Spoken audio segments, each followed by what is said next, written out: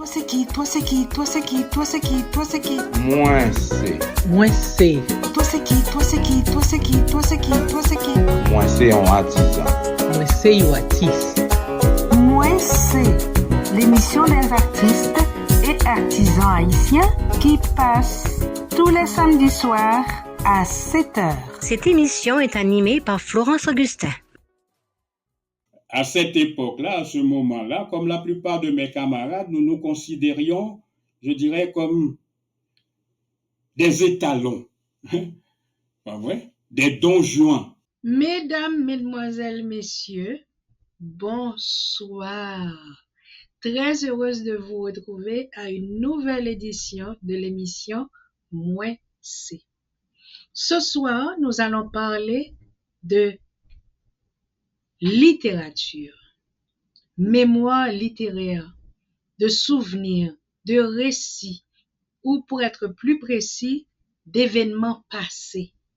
C'est important pour la transmission de la culture, de l'histoire et des idées pour notre société. Je vous rappelle de partager le lien pour nous. Abonnez-vous, nous devons atteindre 1000 abonnés. Nous allons accueillir notre invité, un écrivain très prolifique. À tout à l'heure. Femme, c'est cajou. Proverbe haïtien, sagesse ak richesse. Moi, c'est Berman Fleury. Donc, ça fait un plaisir pour me présenter nous parmi plusieurs centaines de proverbes créoles haïtiens.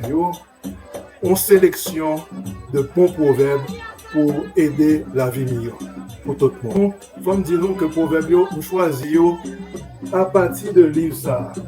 C'est un livre ça m'a servi. Donc, c'est un livre qui gagne plus que 268 proverbes là-dedans. Et son sélection de proverbes, donc sélection proverbes ça, livre, bien sûr, il choisit quelques proverbes qui baillent bon message pour aider mon vivre dans la vie. La femme, comme la cajou. Proverbe haïtien, sagesse et richesse.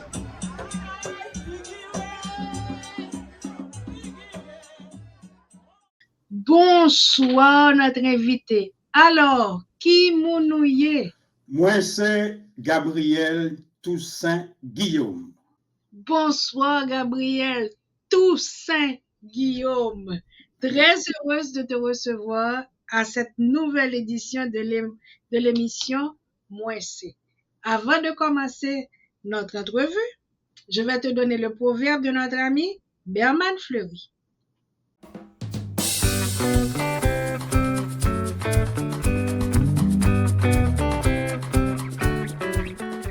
Un autre proverbe, bien près, pas dit river la caille. Gabriel, tu as entendu le proverbe? Très bien, très bien, oui. Ok, bien près, pas dit river la caille. Bien près, pas dit river la caille. Tu nous donneras ton point de vue à la fin de l'émission. Avec plaisir. Passons dans le vif du sujet. Gabriel, j'ai remarqué que tu es un écrivain très prolifique, comme je le disais à nos amis internautes tout à l'heure. Comment t'es-tu lancé dans l'écriture? Ça a commencé très tôt. Je voudrais donner le cadre général, justement, de mes relations amoureuses avec l'écriture. D'abord, j'ai fait mes études primaires chez les frères de l'instruction chrétienne et je traverse après le certificat d'études au collège Notre-Dame du Perpétuel Secours, dirigé par les pères de la congrégation de Sainte-Croix. Et à un certain moment de la durée, il y a toujours des comités, des organisations de jeunes. Et alors, ceci nous a permis de fignoler notre français parce que, vous savez, c'est une langue d'emprunt pour nous. Certains disent c'est notre butin de guerre. Et la plupart du temps, nous sommes des puristes sur ce plan-là. Sous malheur ou font surette. J'utilise cette expression-là pour faire comprendre un petit peu ce qui nous arrive en tant que peuple colonisé, si par exemple il vous échappe voilà, une petite erreur, quelle qu'elle soit dans votre langage, ça vous poursuit toute votre vie. C'est la raison pour laquelle nous avons travaillé beaucoup en général pour essayer, comme je disais, de fignoler notre français, de faire en sorte à ce que nous ayons une certaine aisance, pour que nous devenions plus français que les Français. Donc c'est ainsi que nous avions organisé des clubs littéraires. Et dans ces clubs littéraires, il fallait présenter des discours, des petits discours, tu vois, pour épater nos camarades. Et si par hasard il y a des jeunes demoiselles dans l'assistance, pour essayer dans une certaine mesure d'avoir une certaine position, je dirais, privilégiée quand le moment de la courtisanerie va arriver. Donc c'est ainsi que de fil en aiguille, j'ai composé des petits poèmes, des alexandrins naturellement. Nous avons, en tant que colonisés, un faible particulier, naturellement, pour la culture de nos colons, de nos esclavagistes. Et alors, il fallait rivaliser avec nos copains, avec nos camarades, pour voir exactement si nous pouvons les dépasser dans le domaine de l'art oratoire ou dans le domaine de présentation de certains discours, de certaines lettres qui nous étaient demandées à l'intérieur du groupe littéraire que nous avons tous au collège, par exemple. Malheureusement, cette habitude, je dirais, assez intéressante, est reléguée au banc des souvenirs parce que les écoles en général n'organisent plus ce genre de compétition tout à fait indiquée quand on arrive à un certain niveau pour essayer justement d'avoir une certaine maîtrise de la langue. C'est ainsi que j'ai composé beaucoup de poèmes au départ parce que au secondaire, quand nous étudions les humanités, comme on dit, nous étions en 4e, 3e secondaire, et alors il fallait absolument, d'une part, épater les camarades, et aussi avoir une certaine maîtrise de la langue. Donc, nous composions des pièces, nous composons des discours. Nous avions même à cette époque-là, si ma mémoire ne me fait pas défaut, des projets de société. Donc, il y avait beaucoup d'efforts à faire pour essayer de comprendre les choses. Il faut lire davantage que les autres. Et c'est ainsi que nous avons frotté notre intellect avec beaucoup de grands auteurs français en général. Nous n'avions que ça en face qui nous était disponible. Donc, ceci nous a donné l'habitude d'écrire des discours, des dissertations, et c'est ainsi que de fil en aiguille, nous arrivions quand même à nous intéresser à ce genre d'activité. Comme j'avais, comme pour la plupart des jeunes de mon âge, des familles très strictes, très disciplinées, on devait normalement faire preuve de retenue, de sagesse, comme on dit, non pas le courir vagabond dans la rue, on restait à la maison pour travailler nos devoirs de français en général et ensuite nos discours qu'on doit préparer pour le club littéraire. Voilà comment nous avons commencé, oui. Excuse-moi. Est-ce qu'il y a un auteur que tu as admiré beaucoup plus qu'un autre? Bon, ils sont nombreux, là, tous les grands auteurs qu'on a connus un petit peu dans la littérature française, Molière, les Victor Hugo, les La Rochefoucauld, tu vois, tout ce monde-là, donc, a forgé, je dirais, notre maîtrise du français et notre capacité de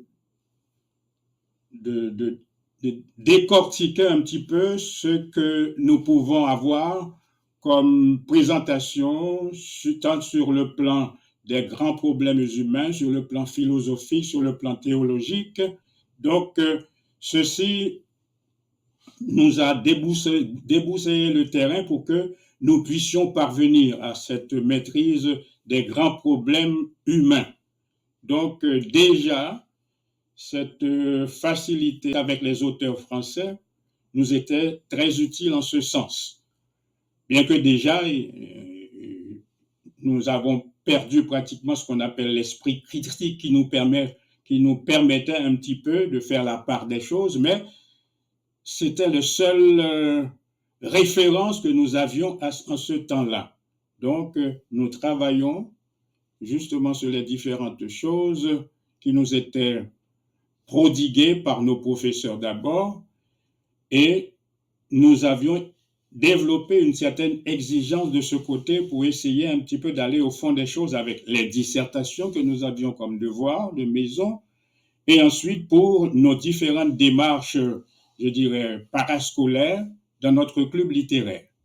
Donc, c'est ainsi que j'ai commencé justement à écrire. Et il se trouve qu'à un certain moment de la durée, l'esprit critique fait son chemin malgré tout, et nous commencions à remettre en question certaines dispositions philosophiques et théologiques que nous servaient dans ces différents livres que nous consultions. Ouais. Donc, je me suis mis à l'œuvre avec mes camarades, avec mes amis, et au fur et à mesure que j'évoluais dans le monde littéraire, j'ai pris goût à ce monde-là. Donc, plus jeune, j'écrivais beaucoup de poèmes, d'abord pour épater les envoûtantes roses haïtiennes, parce que à cette époque-là, à ce moment-là, comme la plupart de mes camarades, nous nous considérions, je dirais, comme des étalons, pas vrai? Des Don Juan. Donc, il fallait absolument que nous aiguisions nos armes littéraires pour pouvoir conquérir le cœur de ces dames, de ces demoiselles. Mais une fois ce passage accompli, nous passons naturellement dans un deuxième temps avec les études universitaires dans d'autres domaines. Il se trouve que j'ai passé un temps assez long dans le monde ecclésiastique. J'étais au grand séminaire, j'ai étudié au Canada, par exemple, avec les pères de Sainte-Croix. Ensuite, j'ai fait ma théologie au grand séminaire Notre-Dame et j'ai poursuivi mes études à l'Université de Montréal, à l'Université du Québec.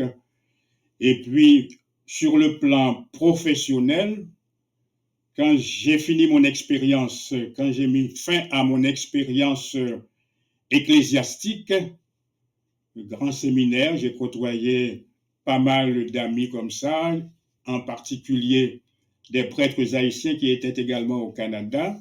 C'est ainsi que j'ai rencontré votre oncle, qui a été pour moi un complice admirable dans mes différentes démarches humaines. Je parle de Joseph Augustin, qui était aussi prêtre, son frère a été évêque. Donc, il y a un tas d'amis que j'ai côtoyés qui étaient dans le monde clérical. Donc, ça m'a permis à ce moment-là aussi de fouiller très profondément dans les différentes études philosophiques et théologiques. Donc, depuis ce temps-là, j'écrivais des réflexions, tu vois.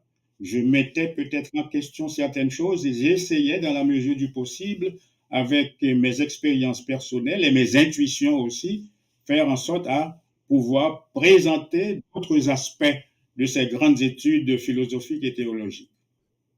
Maintenant, Gabriel, comment c'est là-bas ta méthode d'écriture? Quand tu es devant ta page blanche, comment penses-tu, comment arrives-tu à faire ton plan d'écriture?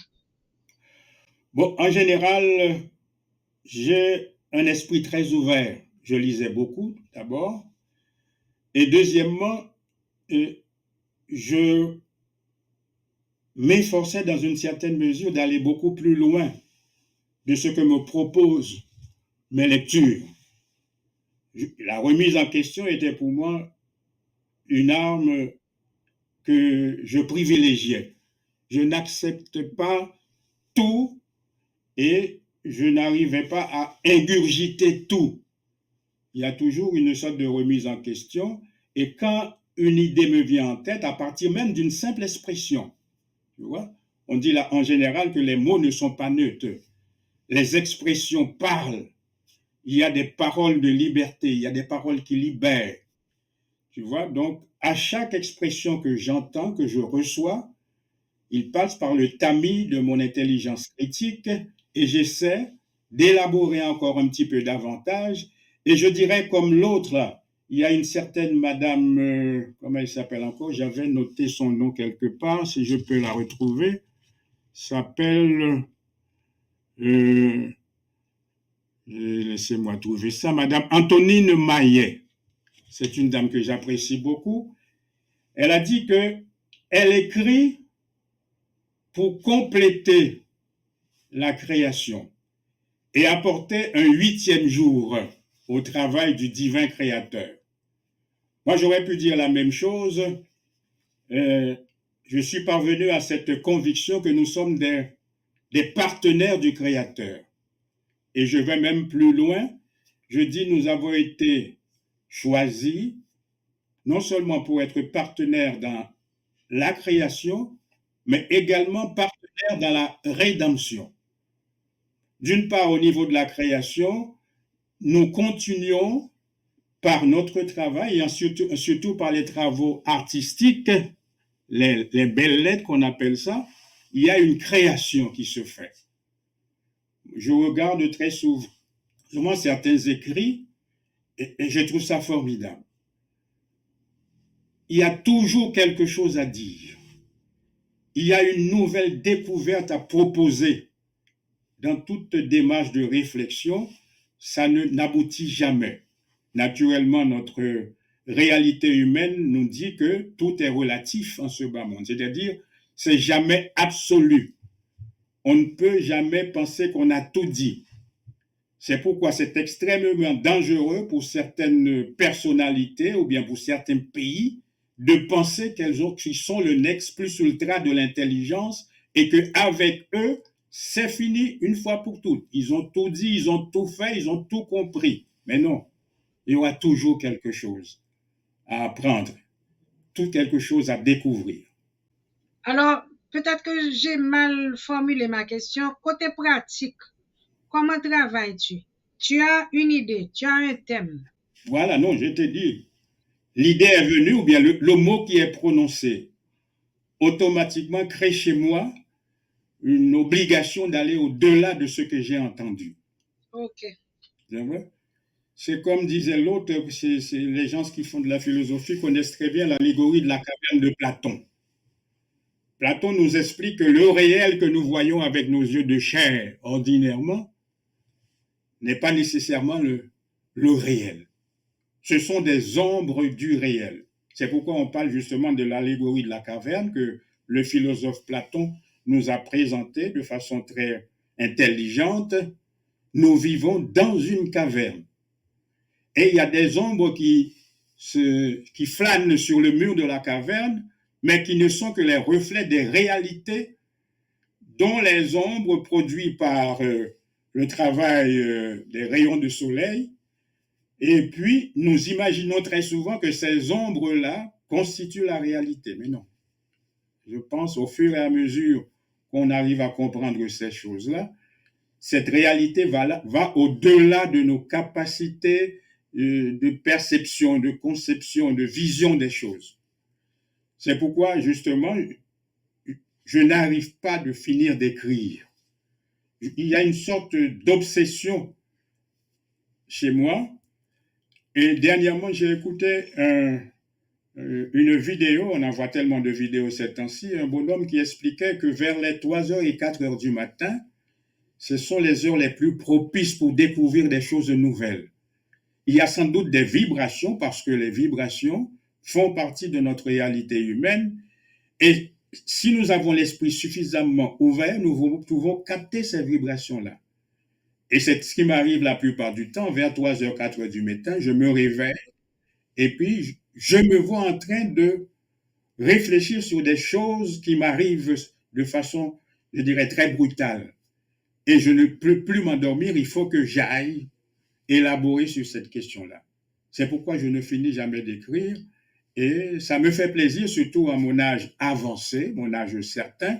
Je n'ai pas d'autres activités très encombrantes, donc je me lance tête baissée, c'est le cas de le dire, l'esprit ouvert à des élaborations, des compréhensions, des nouvelles perceptions des choses.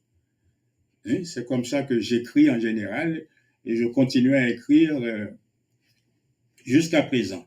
De façon très méthodique, par exemple, j'ai commencé à écrire vraiment à partir des années 2000, je peux dire. Parce qu'avant, j'écrivais des choses juste pour ne pas dire, ne pas oublier mon français, je peux dire, parce que j'écris en français. Et puis, j'ai trouvé que ça a un peu d'allure, comme disent les Québécois.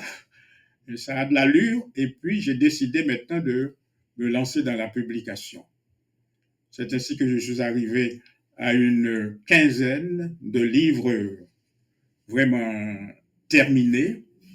Et puis, je travaille également sur de nombreux articles.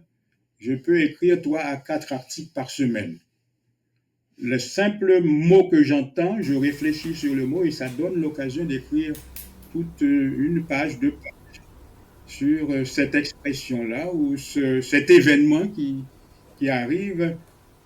Justement, le dernier livre que je prépare, le titre, c'est tout simplement « Au gré du vent et de l'histoire ».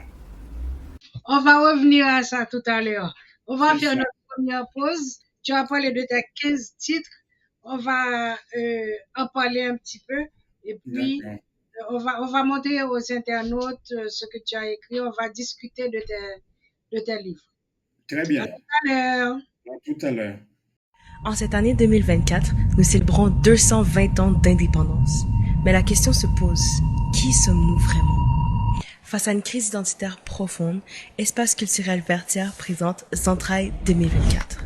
Zentrailles est un événement multiculturel impliquant les communautés haïtiennes, autochtones et africaines autour des liens historiques qui les unissent. Cette soirée, animée par le député Franz Benjamin, comprend Octoéco, les productions Calabente, la compagnie Oredance,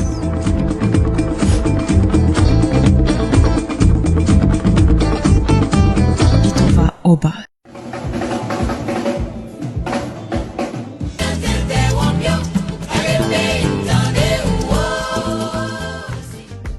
Ne manquez pas cette chance de redécouvrir l'essence haïtienne.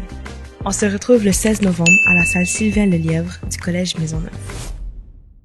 Chers amis internautes, nous sommes avec notre invité Gabriel Toussaint-Guillaume. Comme vous l'avez constaté, il nous parlait de sa passion, l'écriture. Et là maintenant, il nous a dit qu'il a déjà publié 15 titres. Gabriel, j'ai remarqué tes titres qui sont souvent provocateurs, comme par exemple Je suis chrétien et alors. Ensuite, un thème qui touche, je pense, presque tous les Haïtiens, le syncrétisme religieux. Un autre titre, Redéfinir le vivre ensemble. D'où viennent... Bon, c'est vrai que tout à l'heure, tu nous as expliqué comment l'inspiration te vient, mais je trouve que tes titres sont vraiment provocateurs. Qu'est-ce qui te pousse à frapper de cette façon? Après une expérience, je dis trop longue, très longue et trop longue même, avec nos éducateurs, ceux qui en 1860 se sont arrangés avec les responsables haïtiens pour nous apporter l'éducation. Quand on prend la peine de faire de retour la compilation de toutes dispositions littéraires, des dispositions philosophiques et théologiques dont ils nous ont gavés pendant longtemps, il finit par retrouver chez un étudiant conscient, il y a une prise de conscience qui se fait d'abord, et ensuite la nécessité de mettre les pendules à l'heure, si je peux dire. Ce que je peux dire, c'est une intelligence nouvelle qui nous donne la nécessité de décoloniser les savoirs. C'est le mot que j'ai créé pour ça, décoloniser les savoirs. Non seulement les savoirs littéraires, les savoirs philosophiques, théologiques, et même les savoirs scientifiques. Nous avons eu beaucoup de problèmes, et ces temps-ci que nous vivons constitue une époque extraordinaire où, vraiment, il y a une sorte d'explosion, je dirais, des nouvelles réalités. On nous a appris tellement de choses drôles. Et quand on prend le temps de réfléchir un tout petit peu, la réponse tout à fait légitime, c'est d'y aller avec, je dirais, beaucoup de force, pas de violence nécessairement, mais avec beaucoup d'assurance sur les démarches littéraires que nous pouvons avoir dans l'étude de ces dispositions premières qui nous ont été ingurgitées dans notre cerveau de descendants d'esclaves. Tout ça doit faire partie justement de notre réalité. Tout ça fait partie de notre réalité et je comprends très bien l'attitude de la plupart des écrivains haïtiens de vouloir absolument prendre le contre-pied de tout ce qu'on nous a servi. C'est exactement le mot que je cherchais. Toi aussi, tu prends le contre-pied. C'est comme des questions que tu te poses et même tu écris les réponses. Dans les titres même, tu as les réponses. Oui. Maintenant, tu as publié 2 livres qui s'appellent Le Campinordais. Parle-nous de ces livres. Oui, et le premier tome s'appelle Le Campinordais et le deuxième s'appelle Les Campinordais. Donc c'est Le Campinordais pour parler des habitants de la commune de la Plaine du Nord, parce que c'est le gentilé des habitants de la Plaine du Nord, c'est Campinordais. Donc, et le deuxième volume, c'est Les Campinordais, justement, non seulement pour parler de géographie, pour parler d'histoire, mais aussi pour parler de tous ces vaillants hommes et femmes qui ont constitué, je dirais, la base de notre essence même en tant qu'Haïtiens, surtout venus de la commune de la Plaine du Nord. Pourquoi tu es de la Plaine du Nord? Oui, je suis de la Plaine du Nord. Ok. Je vous dis, Campinordais, c'est le gentilé c'est Tinon Jouette. Tinon Jouette, moun la Plaine du Nord. Okay. Les gens de la Plaine du Nord s'appellent les Campinordais. Ça vient naturellement du latin campus campi, qui veut dire plaine, et nordais pour le nord. Plaine du Nord, campi, nordais. Voilà. Donc, je me suis trouvé devant l'obligation non seulement de dire qui je suis, d'où je viens, qu'est-ce qui m'a forgé, et ceci m'a mis devant l'obligation de parler de la commune de la Plaine du Nord et des aïeuls qui ont travaillé à mettre sur pied cette communauté campinordaise et qui continuent par leurs descendants à faire preuve justement de sentiment d'appartenance. Tu as même parlé d'Oswald Durand et de Choukoun. Exactement. Voilà des choses que nous ne connaissons pas. Malheureusement, c'est dommage. C'est encore le Concordat de 1860 et nos anciens colons qui viennent forger notre esprit, forger notre éducation. En nous, d'abord, c'est de l'aliénation qu'on appelle ça peut-être en général, en nous forçant de rejeter ce que nous sommes pour essayer d'endosser difficilement, tu vois, la carapace française, si je peux dire. Ouais. Et Maintenant, c'est là notre drame. Oui. Donc, tout mon travail consiste à décortiquer tout ça et essayer de nous retrouver parce que nous avons été lessivés littéralement, hein, laminés avec cette histoire d'éducation qu'on nous a fournie en rejetant tout ce que nous sommes au fond de nous-mêmes à partir de notre civilisation africaine. dis-moi, quelqu'un qui t'écoute, un internaute pourrait se dire, qu'est-ce qu'il y a à dire de la plaine du Nord, surtout un jeune? Bon, la plaine du Nord a été, si nous allons dans les détails de l'histoire de la plaine du Nord, un haut lieu de notre histoire de peuple. D'abord, il y a eu le Bois Caïman, qui a été à l'origine de la guerre de l'indépendance.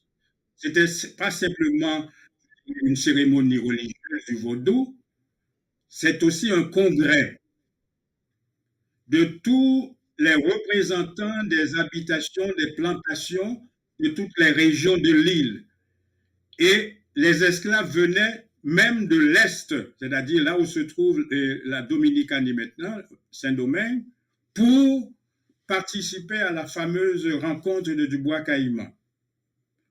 Naturellement, ça donne à réfléchir un tout petit peu. Nous n'avions pas d'hélicoptère, nous n'avions pas de WhatsApp, de téléphone, de communication, tu vois.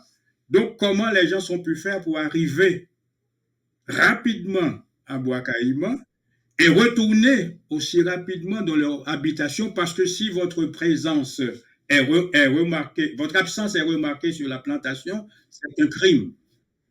Vous risquez même non seulement d'être mutilé, mais même d'être condamné à mort.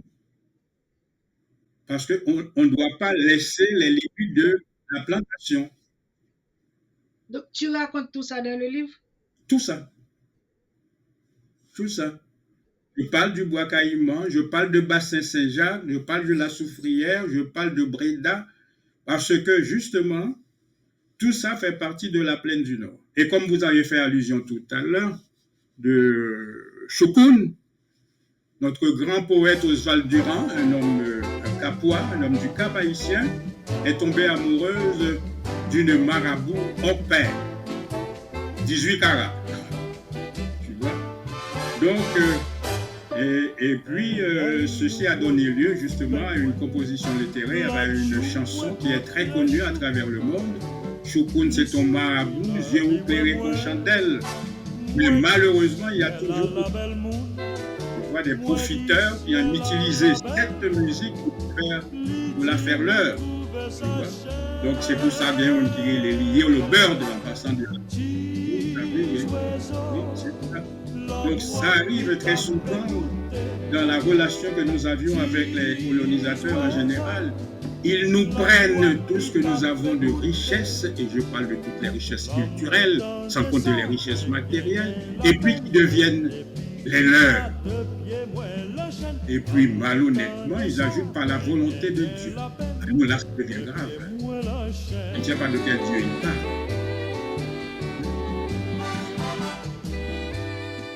Dans un article que j'ai relevé, ils disent, dès le premier chapitre du document, le prétexte de la démarche a été clairement établi. Il fallait rendre hommage à nos devanciers, à nos aïeux et susciter un nouvel élan du sentiment d'appartenance et le souci du bien commun. Préoccupation qui semble disparaître de plus en plus de notre univers contemporain. Tu penses que ça commence à disparaître vraiment? Ah non, c'est plus que disparaître là. C'est tellement grave ce qui nous arrive, on se demande même si on peut s'en relever là. Vous n'avez qu'à suivre le cours des événements quotidien dans notre pays pour voir que nous sommes arrivés à un point tel que la rédemption devient de plus en plus difficile. Ouais. D'abord, notre éducation a été l'handicap premier, ce que nous avons reçu comme valeur fondamentale, ce qui constitue le nec plus ultra de notre comportement. C'est notre éducation qui dirige notre comportement, c'est nos valeurs. Si ces valeurs-là ne correspondent pas justement à notre histoire de peuple, à notre civilisation, il y aura de la difficulté à pouvoir évoluer correctement. Le proverbe haïtien nous dit « tambour côté pas jamais fait bon danse ». Ce qui veut dire on ne peut pas vraiment s'épanouir avec les valeurs d'autrui. Parole là d'où zandolit pas mette caleçon bambouya. Ce qui veut dire il faut que vous faites référence à vos propres valeurs, votre propre vision du monde, votre propre spiritualité, votre propre langue. Tout ce qui constitue les éléments fondamentaux de votre essence. C'est ça qui est important, c'est ce qui est important pour que nous puissions évoluer convenablement. Ça t'a pris combien de temps pour écrire ces 2 livres? 2 ans, 1 an pour chacun. 2 ans. Actuellement, il fallait faire beaucoup de démarches, de formations, parce que nous sommes une civilisation orale.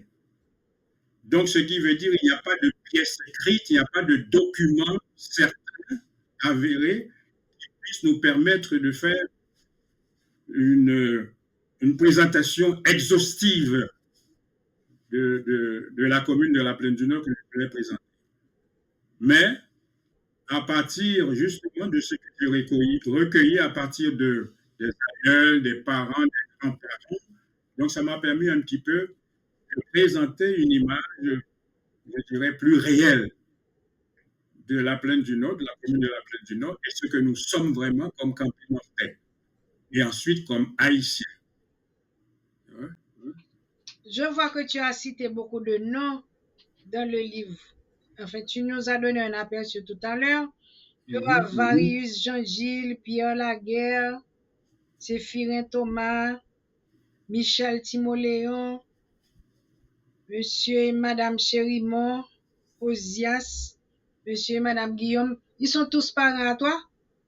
Oui, pratiquement dans le village, nous sommes tous parents. Les gens qui connaissent vraiment comment ça fonctionne dans les villages, il y a toujours une connexion. Et nous pérennisons la tradition africaine. L'enfant, quand il est né, il n'est pas l'enfant seulement du père et de la mère, il est l'enfant du village. Du village? Oui, j'en parle dans le livre justement pour parler de mon éducation.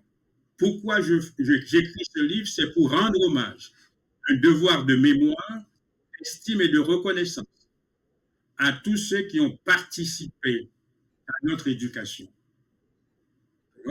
Parce qu'on le veuille ou non, nous avons perdu ces valeurs-là. Tout grand monde, c'est grand monde, tout petit monde. Et tout petit monde de respecter tout grand monde.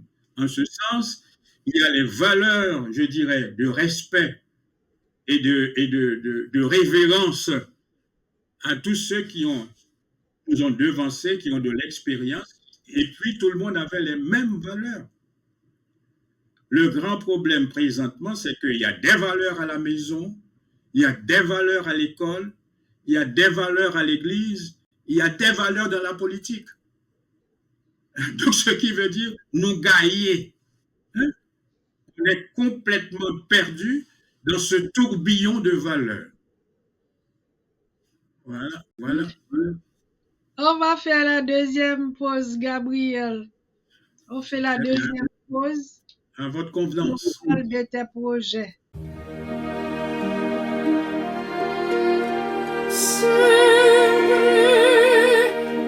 Vous Vous avez toujours rêvé d'apprendre à lire la musique? Je suis Lucie Maillère, chanteuse d'opéra et enseignante de musique. Si ça vous chante, inscrivez-vous, c'est par ici.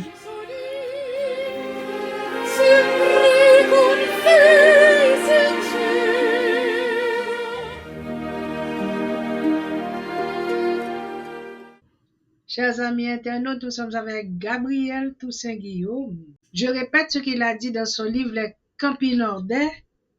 Il fallait rendre hommage à nos devanciers, à nos aïeux, et susciter un nouvel élan du sentiment d'appartenance et le souci du bien commun. Préoccupation qui semble disparaître de plus en plus de notre univers contemporain. Gabriel, quels sont tes projets? Tout à l'heure, tu nous as donné un aperçu d'un livre que tu as déjà commencé. Oui, le livre, le titre, le livre que je mets en chantier présentement est intitulé « Au gré du vent et de l'histoire ». J'ai écrit plus d'une centaine d'articles dans le site que nous avons ensemble avec un groupe d'amis qui s'appelle Saving Haiti. Nous sommes aux États-Unis, c'est pourquoi nous l'avons appelé comme ça. SavingHaiti.net. Nous avons un site dans lequel je publie beaucoup d'articles, plus d'une centaine déjà. J'ai jugé bon à un certain moment de faire une compilation de ces articles et dans ces articles, la plupart du temps, j'écris sur les différents événements qui arrivent et dans notre pays et dans le monde entier, et en particulier aux États-Unis. Donc, ça permet un petit peu de suivre à la lettre les événements et leur donner une certaine compréhension parce que les gens voient les choses au premier degré la plupart du temps. Hein? Donc, il serait bon, c'est mon travail à moi en tant qu'écrivain, d'essayer d'établir les tenants et les aboutissants de ces divers événements. Quelle est la référence du site? Le site s'appelle SavingHaiti, SavingHaiti.net. Ça apparaît dans YouTube, Facebook, tout ça. Donc, nous avons un groupe et nous réfléchissons ensemble justement sur la façon, quel apport que nous pouvons avoir pour faire en sorte à participer au sauvetage du pays. Il y a la dame Christine Taubira qui a écrit « Haïti participe à toutes les problématiques du monde. » Et c'est un fait quand on analyse bien les choses. Nous sommes pratiquement les initiateurs du démantèlement du système esclavagiste. Et je ne sais pas ce qui nous arrive présentement. Tout le monde en parle. Haïti est devant la scène encore par rapport justement à l'ensemble des actions qui sont posées par le monde capitaliste, je peux dire, sur la réalité haïtienne. Est-ce que nous pourrons cette fois-ci encore sortir de cet étau et participer justement à la rédemption de notre monde d'aujourd'hui? Je vois que tu as plusieurs vidéotapes sur YouTube, une quarantaine de textes mis en musique par ton fils. Oui, mon fils Sidney. Donc, tout ça, c'est sur YouTube. Oui, on peut trouver tout ça sur YouTube. Sidney, mon fils, mon Benjamin, j'ai 3 garçons. Et Sidney a choisi la musique. Il compose beaucoup de pièces pour les chorales et pour les orchestres. Donc, je participe à ce travail. Nous en profitons pour faire la divulgation de la culture haïtienne et présenter cet aspect particulier de notre réalité haïtienne. La plupart du temps, quand on parle d'Haïti, on parle d'un pays sous-développé avec toutes les histoires abracadabrantes qu'on essaie de faire avaler tout le monde sur Haïti, sur sa religion, sur le vaudou, sur le carnaval, sur d'autres brigandages, semble-t-il, qui constituent pratiquement la vision des gens par rapport à Haïti. Donc, mon fils et moi, avec Sydney, nous travaillons sur, je dirais, sur la revalorisation de notre culture. J'ai travaillé également avec Madame, comment elle s'appelle encore, Carole Demisma, qui est une chanteuse très connue, sur la réhabilitation du bois caïman. Comme je viens de la plaine du Nord, le bois caïman fait partie de la plaine du Nord. Je suis très intéressé à cette démarche qui est très patriotique.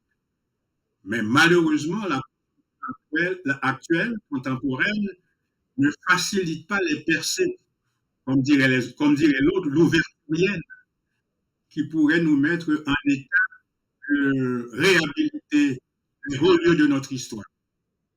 Je disais bien, les Romains, les chrétiens vont à Rome, les musulmans vont à la Mecque, les Juifs vont à Jérusalem.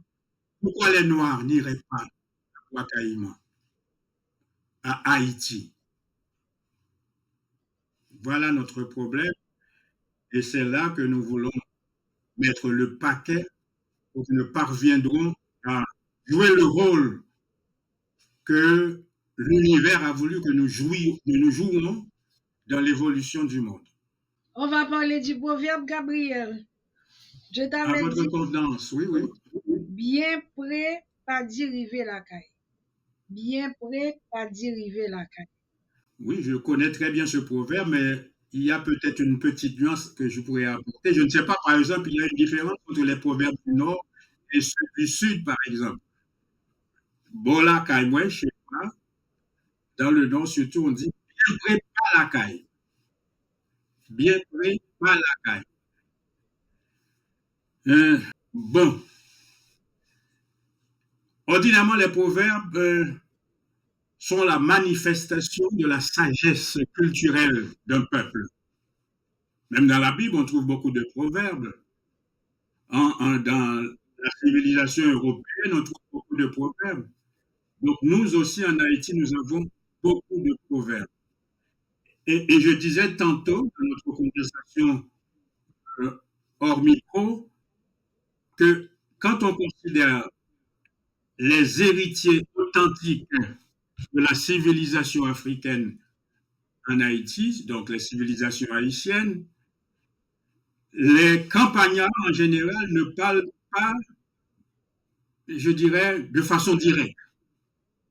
Il y a toujours un proverbe qui accompagne la conversation et c'est l'interlocuteur qui doit se débrouiller pour comprendre ce qu'il dit. C'est comme les paraboles. Oui, c'est ça, oui. Donc, parole parlée, parole comprendre. Créole parler, créole comprendre. Mais c'est la même chose pour le proverbe. Pour le proverbe qui nous concerne aujourd'hui, c'est bien prêt, pas arriver la caille ou tout simplement pas la caille. La sagesse de ce proverbe, c'est que la plupart du temps, les gens sont toujours, je dirais, très pressés, surtout dans le monde nord-américain, qui dit time is money. Pas de temps pour perdre. Il ne faut pas perdre de temps, il faut faire les choses très rapidement. Du jour au lendemain, on devient riche ou on devient pauvre, tu vois. Donc, il faut absolument se précipiter pour arriver à l'objectif qu'on s'est assigné. Mais le proverbe te dit, si tu as le projet d'arriver chez toi, il faut prendre le temps qu'il faut pour arriver chez toi. Il se peut que tu arrives pratiquement au bout de ta course, tu es à la porte de chez toi, mais tu n'es pas encore chez toi. Tu vois? Bien près, pas la caille. Tu vois?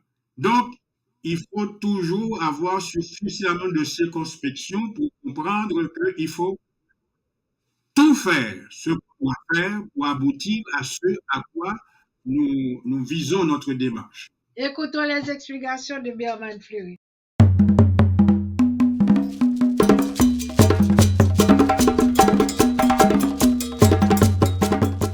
Bien près, pas dit river la caille. Être proche ne signifie pas être déjà arrivé à la maison. Donc, lorsqu'on planifie un trajet, bien, on ne sait jamais, tant qu'on n'est pas rendu au but, il ne faut pas considérer qu'on est déjà arrivé. Donc, il faut persévérer jusqu'au résultat final, jusqu'à atteindre le but final. Donc, bien prêt, pas dit, déjà arrivé la caille. Et voilà, Gabriel. Au fait, Berman nous dit à peu près la même chose que toi. D'accord. Persévérer jusqu'au résultat final. Final. Oui. Persévérer. Persévérer. Et c'est ce qu'il nous faut encore aujourd'hui. Oui. Si on a besoin d'acheter tes livres, on les trouve où? Les livres sont publiés sur Amazon, naturellement au prix d'Amazon, mais j'ai la possibilité comme auteur d'avoir un certain nombre de livres à un prix réduit. Donc, si je peux aider mes compatriotes haïtiens à obtenir ces livres à un bon prix, c'est tout un plaisir pour moi. Ils t'écrivent où? Ils m'appellent à mon numéro de téléphone, mon WhatsApp, comme on dit maintenant. C'est le numéro 305 205 72 21. 305 205 7221. Il peut envoyer une petite note et puis on s'entend. Il y a une invoice qui se fait, comme on dit. Et puis moi-même, je m'arrange pour expédier le livre à la personne qui désire l'acheter, le procurer. Et sur le site dont tu nous parlais tout à l'heure, on ne peut pas commander sur ce site-là, non? Non, le site, c'est simplement pour poster pas mal d'informations au niveau des articles, au niveau des démarches scientifiques. Par exemple, un de mes collègues, de mes camarades, développe ces temps-ci le phénomène de mélanine, qui est absolument important dans l'évolution de l'être humain. Malheureusement, on a toujours considéré comme mélanine, comme, je dirais, un objet de honte, parce que c'est ce qui donne la peau noire, par exemple. Et c'est une erreur monumentale. La mélanine participe à toute l'évolution de l'être dans toutes les cellules humaines. Et je n'ose pas prêcher pour ma chapelle, mais en général, quand on découvre beaucoup d'inventions qui ont été réalisées par des hommes de couleur, on ne s'étonne guère, parce qu'il y a avec la vie, nous sommes les privilégiés, mais tout le monde en a, mais nous sommes les privilégiés. On voit par exemple comment ça peut changer l'ordre des choses, même sur le plan de coloniser les savoirs, y compris le savoir scientifique. Eh bien, Gabriel, on te remercie pour toutes ces informations. C'est un plaisir. On te souhaite du succès. Quand est-ce que nous aurons le plaisir de voir la nouvelle publication? Bon, je travaille sur cette publication, mais ce sera très facile parce que c'est la compilation d'un certain nombre d'articles, que j'appelle des articles définis, que j'ai publiés dans le site Saving Haiti que nous avons à Miami, dans le groupe d'Haïtiens que nous travaillons ensemble. Tu vois, donc, d'ailleurs, notre thème, c'est Saving Haiti, Saving the World. Ce qui veut dire Haïti peut constituer, je dirais, la mèche, le creuset, la cellule qui pourra déclencher le changement que nous attendons. Alors, on te remercie une fois encore. Merci beaucoup à vous. À la prochaine. À la prochaine. Bonsoir tout le monde. Fleurs Caraïbes. Hôtel, restaurant. Plus besoin de voyager pour savourer la cuisine haïtienne, ses saveurs ensoleillées dans une ambiance tropicale.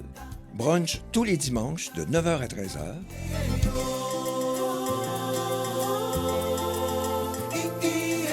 Salle disponible pour vos événements et réunions d'affaires.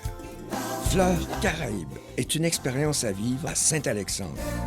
Bon bagaille. Bien, chers amis, c'est avec nous Gabriel Toussaint Guillaume. Je vous avais bien dit qu'il était très prolifique. Procurez-vous ses livres. Peut-être qu'il parle de sujets qui vous touchent personnellement. Vous avez son numéro, appelez-le, commandez. Et nous autres, de notre côté, nous vous rappelons de visiter le site, la page Facebook -C. Et puis, abonnez-vous car nous devons atteindre 1000 abonnés. À samedi prochain pour une nouvelle émission -C. Toi c'est qui? Toi c'est qui? Toi c'est qui? Toi c'est qui? Toi c'est qui? Moins C. Moins C. Toi c'est qui? Toi c'est qui? Toi c'est qui? Toi c'est qui? Toi c'est qui? Moins C en artisan. Moins C ou artiste. Moins C, l'émission des artistes et artisans haïtiens qui passe tous les samedis soirs à 7h. Cette émission est animée par Florence Augustin.